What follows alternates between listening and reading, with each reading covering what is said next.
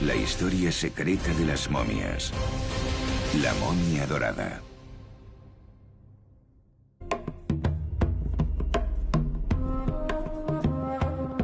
Muchos se preguntarán cómo un cuerpo puede sobrevivir al tiempo durante miles de años.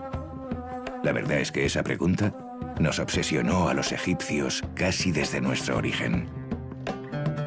No importaba que fueras faraón, noble o campesino. Todos deseábamos ser momificados. Un ritual que duraba 70 días y al que solo los más privilegiados teníamos acceso.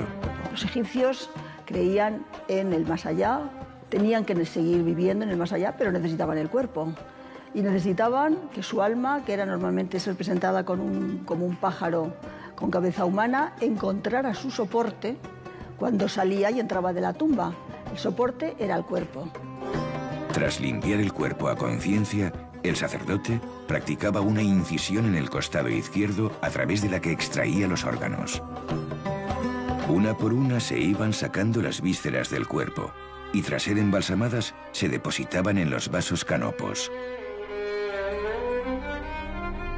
También debía extraerse el cerebro, al que no se daba ningún valor. Este es el cráneo de Nespamedu. Vemos que se han roto todos los huesos del interior de la nariz y que hay un agujero a través del cual yo puedo introducir mi dedo hasta incluso tocar el cráneo. Y es a través de ese agujero por donde le extrajeron el cerebro.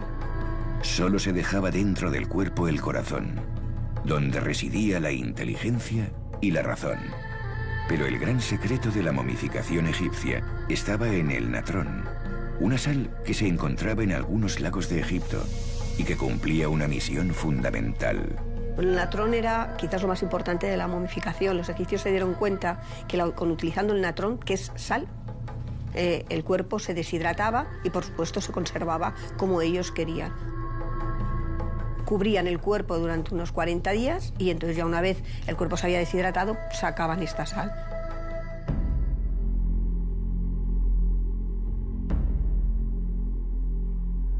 Al retirar el natrón, llegaba la hora de vendar al difunto. Los sacerdotes cubrían el cuerpo con cuidado, colocando a veces entre las vendas objetos ornamentales y amuletos. Después, lo untaban con resinas y aceites aromáticos que ayudaban también a conservarlo. La momificación se realizaba siempre de la mano de Anubis, el dios que acompañaría al difunto en su viaje al inframundo. Anubis era el dios de la momificación, el dios de los muertos, que llevaba al difunto de la mano al más allá. Y por esta razón el sacerdote más importante de la momificación, en determinados momentos se ponía la máscara del dios Anubis, que recitaba una serie de ritos funerarios y religiosos como si él fuera el dios Anubis. 70 días después, la momificación llegaba a su fin. Tras cubrir el rostro con una máscara y recitar los últimos ensalmos mágicos, la momia se introducía en el ataúd.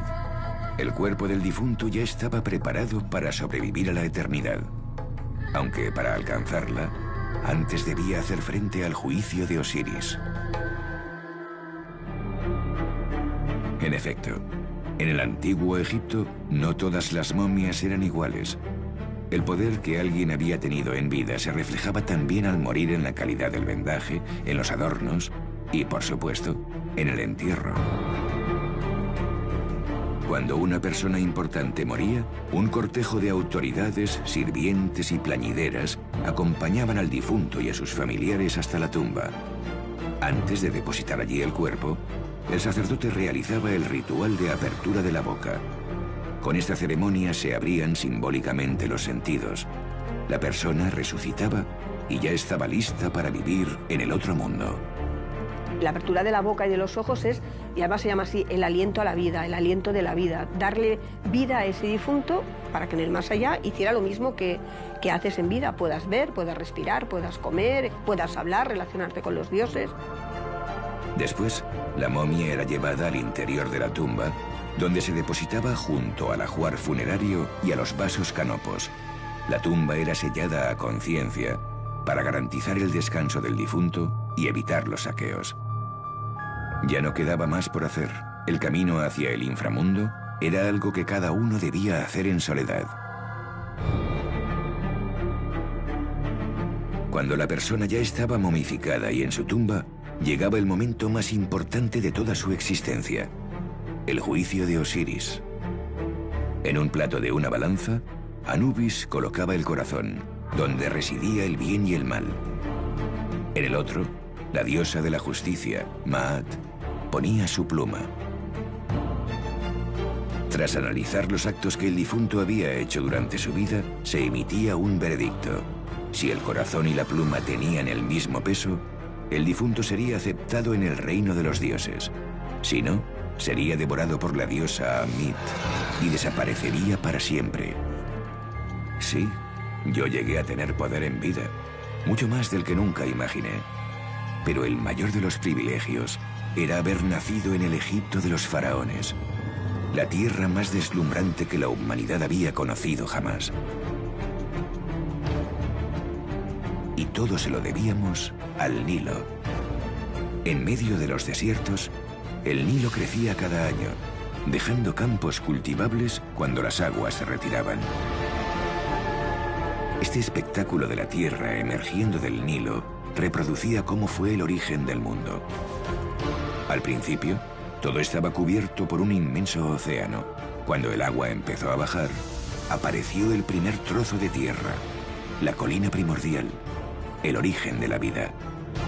Por eso, nuestras primeras tumbas se cubrían con una colina de arena, símbolo de la creación que ayudaba a los muertos a revivir. Esto fue así hasta que llegó Imhotep, el mayor genio de la antigüedad.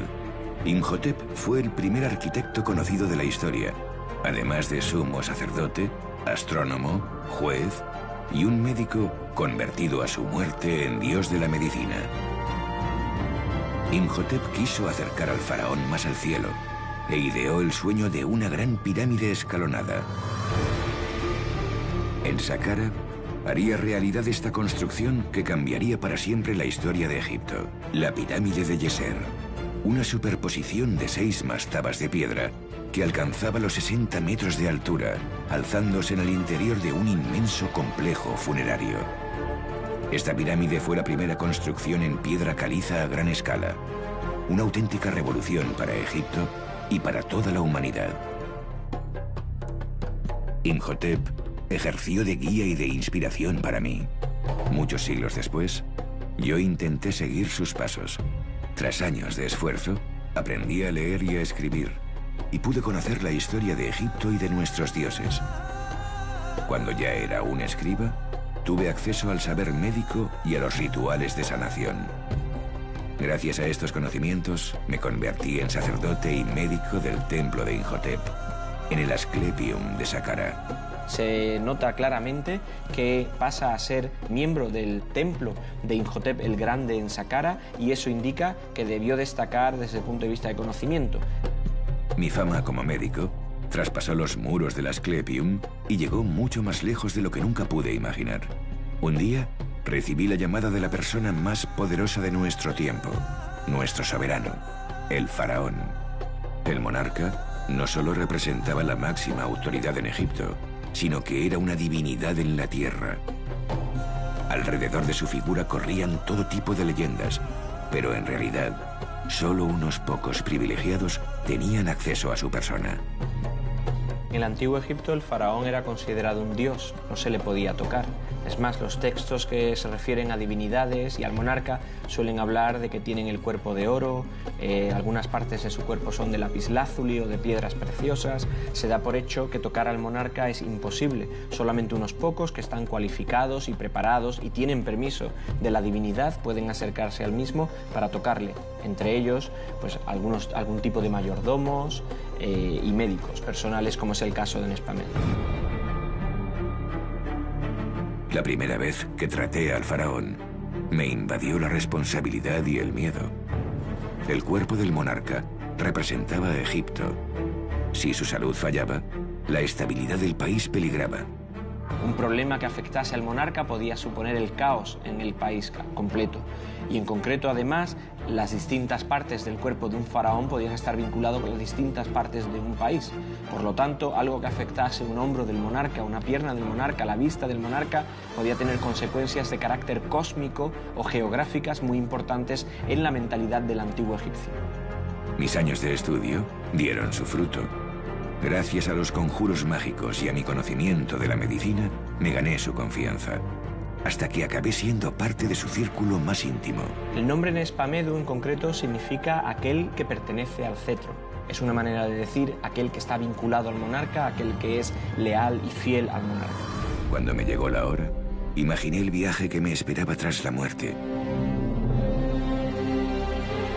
Sería momificado durante 70 días. Un sacerdote me ayudaría a recuperar los sentidos. Superaría el juicio de Osiris y llegaría al valle de Yaru, donde disfrutaría de la existencia eterna. Al cerrar los ojos, supe que me aguardaba la eternidad.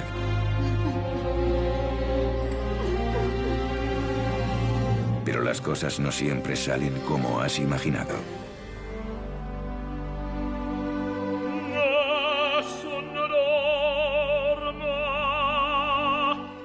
Después de los meses de investigación que les hemos venido narrando a lo largo de toda la sesión y con el gran volumen de información que nos han proporcionado las pruebas TAC, me complace presentarles el aspecto que, según nuestros escultores forenses, debía tener el protagonista de la sesión. Con nosotros, Nespamedu. La inmortalidad era el deseo de cualquier egipcio y fue el fin último de mi vida y mi muerte. Mi alma ha viajado reposando en mi cuerpo momificado durante miles de años. He atravesado desiertos y mares. He luchado contra el olvido. He permanecido dormido esperando mi momento. Ellos tenían la creencia de que cuando se citaba el nombre del difunto, le hacías revivir.